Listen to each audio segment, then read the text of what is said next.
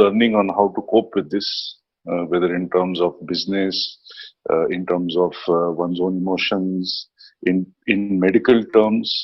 It's quite surreal. I mean, I don't think anyone imagined that the world would be locked down in this way. I don't even think during the World War, the world was locked down. I think even then things were open. So it's a unique and devastating sort of phenomenon. But I will say this, that I have friends and family uh, starting from Japan because of our association with Kawasaki, people I know in Singapore, people I know in so many places in Europe, and people in the US, of course, close friends and family in New York, in Michigan, in DC. And when you say the world has never been locked down like this, India has been locked down, what I have referred to as a draconian lockdown. This kind of lockdown I'm not hearing about from anywhere else. All my friends and family living across the world have always been free to step out, to take a walk, to go and buy something they require, to go and visit someone and say hello. So in terms of the social and emotional aspects of this lockdown, they seem to have been in a much better place. And it came suddenly also. So you came in suddenly, and the shocking thing to me, frankly, the point you made about the bittersweet. Look, well-off people can deal with this type of a situation. They live at home. They have a ecosystem which is comfortable. But what it's been for the poor people, for migrants, it's completely devastating. They've lost confidence actually. काफी लोगों ने मुझे बोला कि बिल्कुल भरोसा खो गए हैं, भरोसा ही नहीं बचा.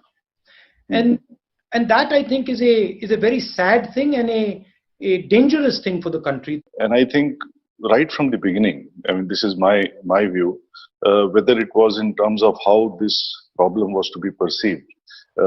I don't understand why, despite being an Asian country, we sought not to look at what was happening east, but we looked at, at Italy and France and Spain and the UK and subsequently the US, which are really not the right benchmarks in any sense, whether it's by inherent immunity, temperature, demography, predisposition to thrombosis, etc., everything that the scientists and doctors have spoken of. We should never have been looking there, even in terms of how to approach this from a medical point of view, starting with the bogey of medical infrastructure. We are all aware that there can be no medical infrastructure that can be adequate to combat something like this. But nobody was willing to explain the maths to us that we are so many people and if so many are vulnerable, 5% or whatever it is, this is what that number looks like and this is how we are preparing ourselves, or perhaps we cannot prepare ourselves. Maybe that's not a politically appropriate thing to say. But as Narayan Murthy always says, when in doubt, disclose. I think we have fallen very short of disclosing facts, logic, and the truth. And this has then got amplified and instilled such an enormous fear in people that people seem to think that the contagion is equal to a contagious cancer or something. And now to change the mind of people and bring them back on board and make them comfortable with the thought of quote unquote living with the virus, which seems to be the new narrative coming from government now. It's going to take a long time. What do you feel? I mean, this is how I have seen it. I was speaking to some experts and some specialists, and right in the early days of the lockdown, one of them told me, and which stuck in my mind, which he said that look, realize that the moment you apply a full lockdown, you're changing the nature of the disease. You're moving from a non-fatal disease to a fatal disease in the minds of people. And once you've done that, then to reverse that is going to take significant amount of time and it's going to take a lot of effort. And he also said that, look, don't view the lockdown as a on-off switch. It's not going to be an on-off switch.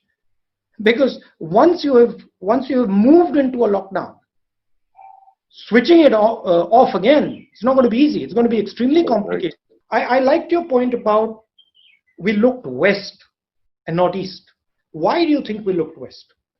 I guess, as some people say, it's the first time that something like this, as opposed to TB or pneumonia or diarrhea, something as simple as diarrhea that apparently kills 100,000 largely children in India. Here is something that struck in the heart of the developed world, and when the rich and famous get affected, it always makes a bigger headline.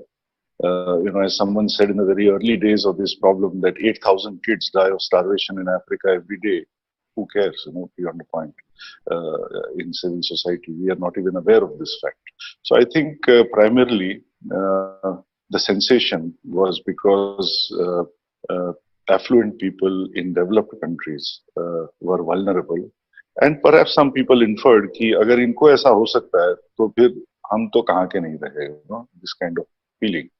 And that is why I have often said to people that, to my mind as a layman, I saw from the beginning that there were four choices before us.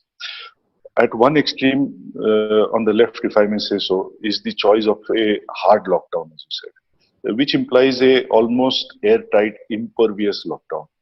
And to the best of my knowledge, this has not happened anywhere in the world.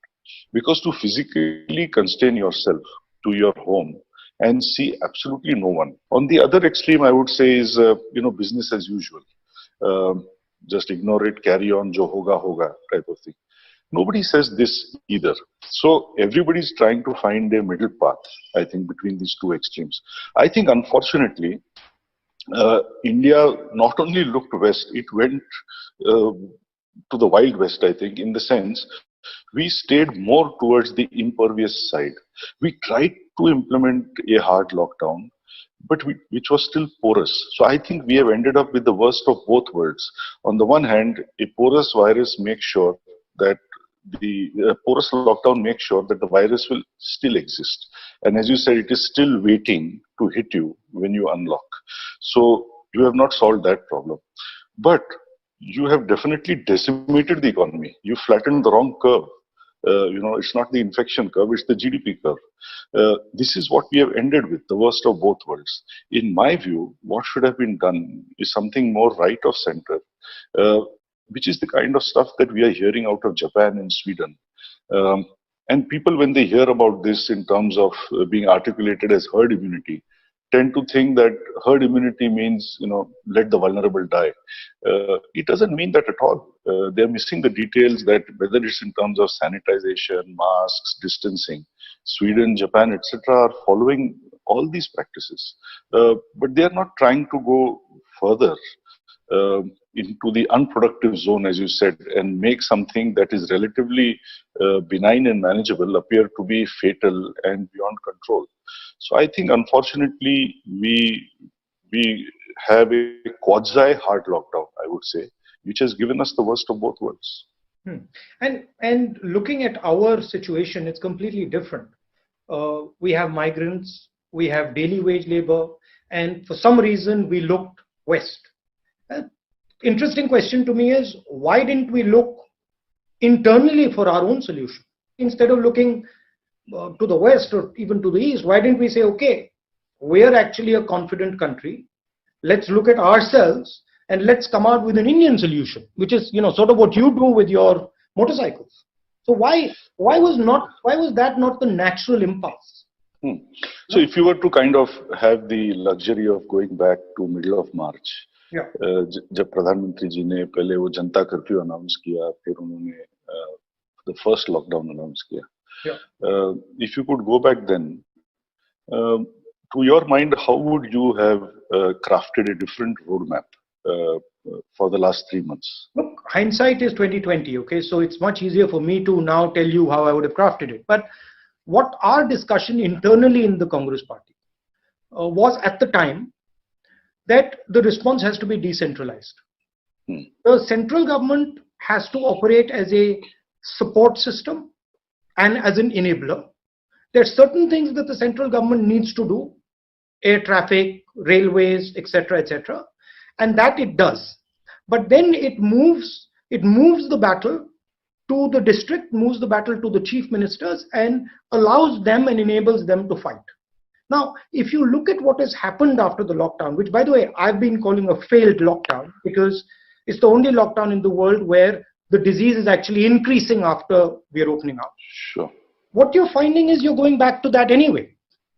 The central government has backed off and has now said, okay, we are going to be forced to leave it to the states. So the correct response is actually happening organically, because that's But the it is, only. but It's but too late. now it is happening. No, it's too late now. Yeah, to our perception as a common citizen, it is now happening as a passing of the buck, not as a passing of strategy.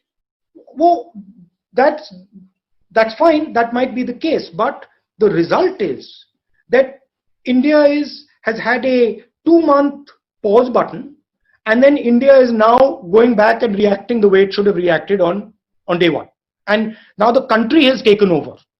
Right? Right. And then you can see different strategies coming out. You can see a strategy in Punjab, you can see a strategy in Chhattisgarh, you can see a strategy in Maharashtra. Some will do better than the others, but you've got a more bespoke response where your costs will suddenly drop. The ability to deal with the situation will improve. That's one aspect of it.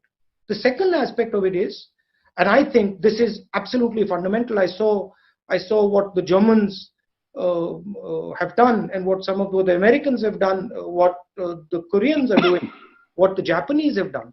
Massive injection of money to save the economy. And it doesn't matter. Look, I'm speaking to a big business guy. It doesn't matter. You don't view it like big business, small business, laborer, not laborer. You view it as our biggest resource is our economy. We have to, at all cost, protect our economy. Whoever has to be supported right now should be supported, period, the end. So that would be the second component of a strategy. Some people argue, support the small and medium businesses. Absolutely, 100%. But there's a link between small and medium businesses and Mr. Bajaj. Small and medium businesses cannot operate without the big businesses. So you have to see it as a holistic structure. See, the central thing, in my view, and this is something that in my little experience I've learned, is in India, if you want to do something, be compassionate. Be compassionate, listen.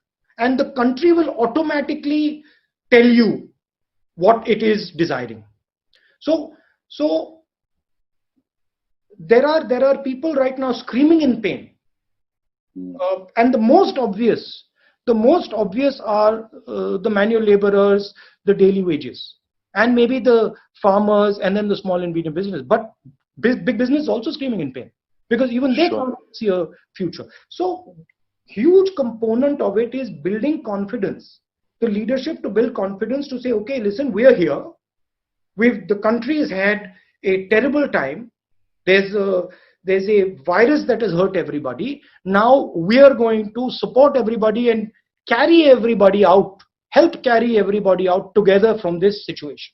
So there's an empathy that has to be built into it, where the Indian citizen, whether he is big business, medium business, laborer, farmer, says, हाँ भाई, हो जाएगा, निकल जाएंगे, नैया पार हो जाएगी. That feeling has to come.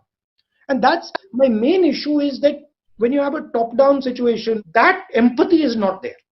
And then you basically break the will of people to fight. So that would be my long answer to you. I don't know what you think about that. No, I mean, I agree with most parts of what you're saying. To put some color onto that, I was speaking with the Pune Police Commissioner, Dr. Venkatesham, who's a very fine man. And I said to him, Dr. Saab, my dissonance is that for the 50 years I've lived in Pune, and I'm particularly sensitive to the fact that India is the capital of the world when it comes to fatalities from road accidents. Whatever be the causes, but that's the net result. But मैंने आज तक ऐसा कभी नहीं देखा कि जब लोग 30-40-50% लोग बिना हेलमेट के राइडिंग करते हैं तो फिर पुलिस वाले क्या करते हैं. 99.9% ऑफ द टाइम कुछ नहीं करते हैं. ऑन द अदर हैंड, किसी ने अगर मास्क नहीं पहना Yeah, somebody steps out for a morning or evening walk, you are caning them, you are making them do exercises in the middle of the road to humiliate them. आपने उनके हाथ में board लगा दिया है कि मैं देशद्रोही हूँ, मैं गधा हूँ, etc. I mean, where is proportion in the way we are treating our own people? You talked of compassion. You know, I'm giving you the examples I've seen with my own eyes over here. I've seen senior citizens being caned for simply stepping out to get some fresh air. We hear stories of people from Japan to the US getting $1,000 a person, not as a stimulus, as support. So we are not even talking stimulus here. We are just talking support, whether it is for big business, small business, and for individuals.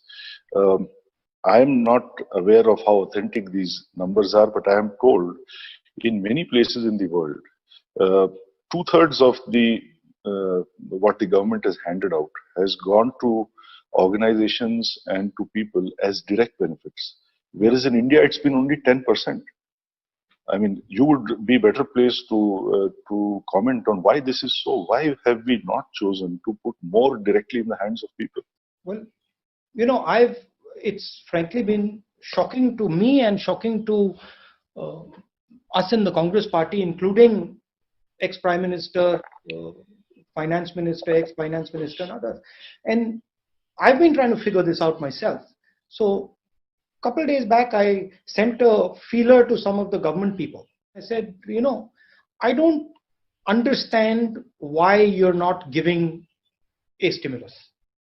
Like, because logically to me, it just makes absolute sense. And I said, look, forget the politics of it. Just give me the logic of it. Because I want to understand the logic. I don't understand the logic. And the response I got, it was a couple bullet points. Point number one, there is a huge opportunity for India with regards to China.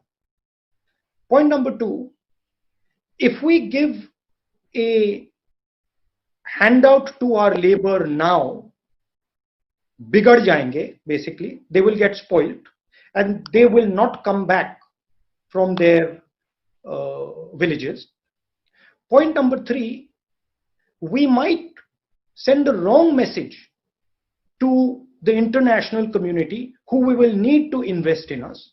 And point number four, later we might consider giving money to these laborers and small and medium businesses. Image is based on strength. Strength can never be based on image. But here, you're defending the image and you're destroying the strength. The strength, whoever is going to invest in India is going to invest not because of your image, they're going to invest because of what you are, what you have. And what you are and what you have is your economy. So the first logic has to be defend that economy. And if you defend that economy well, you will have an image and you will succeed in inviting whoever you want over here. But if you don't have an economy left, well, there's nothing. I strongly believe that a large country like India cannot save itself out of trouble. It has to sell itself out of trouble. We have to get demand going again. We have to provide something that lifts the mood of the people. We need some mood elevators out there. And I do not understand why there is no strong initiative, even if it is for a period of 6 months, 1 year, to strongly lift the mood of the people and provide a stimulus to demand. The economy slowed down before Corona. Of course. Unemployment was becoming a serious problem before Corona. And now Corona has sort of pushed it over the edge. How do you see India taking care of its unemployment problem? Like how do we think about it moving forward? Of course, you're a part of the puzzle. Small and medium industry is a much bigger part of the puzzle. How do you unleash this manufacturing, which I believe is absolutely critical? I mean, I'm not one of those people who thinks that India can be built without manufacturing.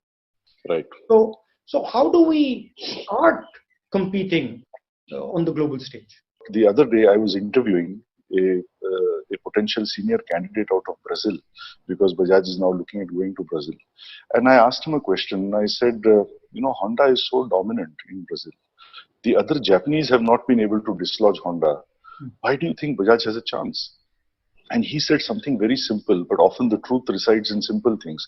He says, in Bajaj, I see a combination of European design, Japanese quality, and Indian prices. And I think this is a magic formula Hmm. for so many Indian companies.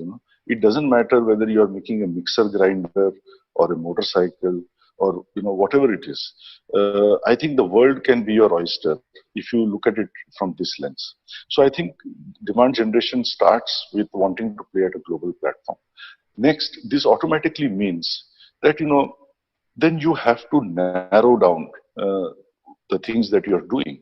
I mean, if you want to be Mahendra Singh Dhoni, you cannot play six sports at the same time. Everybody knows that. A great chef, a great sports person, a great doctor, a great musician, they all specialize. Companies must specialize. I think the simple meaning of strategy is specialization. But in what you said, I found one thing very interesting, which was you said uh, Japanese technology, European styling, and Indian prices. Right? I got that right? Absolutely. What you're basically saying is India is a bridge. India is a bridge, connecting bridge between different cultures, between different systems. And I think that's something that India's historically been very good at. And Mhm. if you look when we've been successful, we've always operated as a connector, whether it is in our sort of foreign policy, whether it is in our business system, whether it is in our philosophy. We have the ability which not many countries and civilizations have of absorbing. That's a powerful thing for us. Yeah, and I agree with you. That's a very valid point. I never looked at it like that. And I think I was just asking myself as you were speaking, why is this the case? Of course, it is partly our temperament, I suppose. Partly it's our proficiency in English, I suppose, etc. But more than anything, I think when I reflect on that, it is because we are very open as a Yeah. people. I don't mean this negatively. I would say we demonstrate more openness uh, to understand, to learn. Sometimes maybe we are in awe of them. That's why we do it. Maybe sometimes it is genuinely we are intellectually turned on by something. But whatever it is, we are very open as a people. We are very open as a country. It may work against us sometimes. This openness, should never be lost. This is very important, as you were saying, whether it's in terms of government or in terms of business. But you said openness, right? And we are open, our civilization is open because there has been traditionally a certain tolerance in our country. You, I mean, जो कहना है कह दो, right? And that's been the case. One gets the sense that that has reduced significantly over the last couple of years. I mean, I'll be candid with you. Yesterday, a friend of mine asked me, what's your next interview? And I said, oh, I'm speaking to Bajaj, Mr. Bajaj. And the guy said, oh, dum hai bande mein. So I said, what do you mean? He said, well, he's got guts to speak to you, right? Mm. And that is the sense, you know. Yeah. So I mean, I tell you what my experience is. In fact, very similar to yours. I shared with someone yesterday that kal 12 baje, I'm speaking with Rahul and this thing. And the first reaction was, don't do it. yeah, I said, but why not? नहीं मत करना. This can get you into trouble. I said, but I may have said some things perhaps a little too vehemently, but I have said it on Indie TV. I have said it on in the Economic Times newspaper. I have said it on Aaj Tak. I have said it on so many channels, so many media. So अब गलती है तो फिर गलती हो चुकी है. एक और बार हो गया. जैसे नहीं, मीडिया में बोलना एक बात है, बट राहुल गांधी से बातें करना एक दूसरा बात है. तो then I push that actually I tell you very candidly. I said यार we are going to talk about business, economics, lockdown, what to do, how to move forward, technology, products. He loves motorcycles. I'm sure he will talk about motorcycles, etc. अब ये बातें भी नहीं हो सकती है क्या? So that person maintained that why take a risk? do you think this sort of mahal that you spoke about of fear damages business in any way? नहीं, देखिए nobody will invest unless he does so with enthusiasm and confidence. तो इसमें तो कोई doubt है नहीं. अब सवाल ये उठता है हिंदुस्तान में कि if 100 people are afraid to speak up, the first point is perhaps 90 of them anyway have something to hide. See, we must also accept that in the last few years, towards, I would say, UPA 2 and NDA 1, a lot of skeletons have come out of the cupboard also. So businessmen are also not दूध का धुला हुआ, you know. So and so many examples we have seen of that. So maybe, I mean, my view is a lot of people don't speak, unlike, if I may say so, somebody like my father, simply because perhaps they can't afford to speak, you know. So it may be fear, but the question is fear of what?